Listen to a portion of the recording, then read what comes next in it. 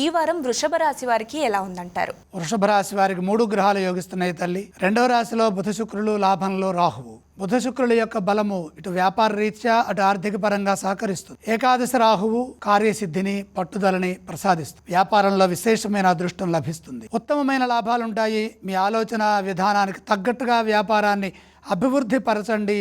మీరు చేసే పనుల వల్ల చాలామందికి లాభాలు కలుగుతాయి. సేవాభావంతో ముందుకు సాగండి. ప్రతి విషయాన్ని ఆత్మీయులతో సమీక్ష చేయడం ఉత్తమం. ఆర్థిక నిర్ణయాలలో మంచి ఫలితాలుంటాయి. అసమాన ప్రతిభను కనబరిచే వీలుంటుంది. ఆర్థిక అభివృద్ధి బ్రహ్మాండంగా ఉంటుంది. లక్ష్యం పూర్తయ్యే వరకు కార్యాలను మధ్యలో ఆపవద్దు. ఏకాగ్రతకు ఇబ్బంది కలిగించే వారు ఉంటారు. ఏది లోతుగా ఆలోచించవద్దు. నిరుత్సాహం చెందకుండా పరిస్థితులను అర్థం చేసుకుంటూ నిర్ణయాలు తీసుకొని వాటిని అమలు చేయడం మంచిది.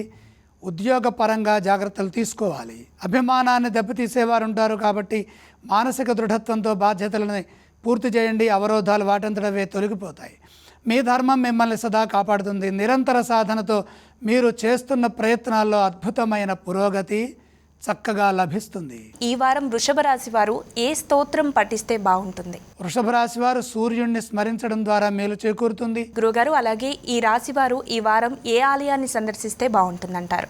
సూర్యుడిని దర్శించండి. ఈ రాశి వారు ఈ వారం ఏ దానం చేయాలి? వృషభ రాశి వారు గోధుమలు దానం చేయాలి.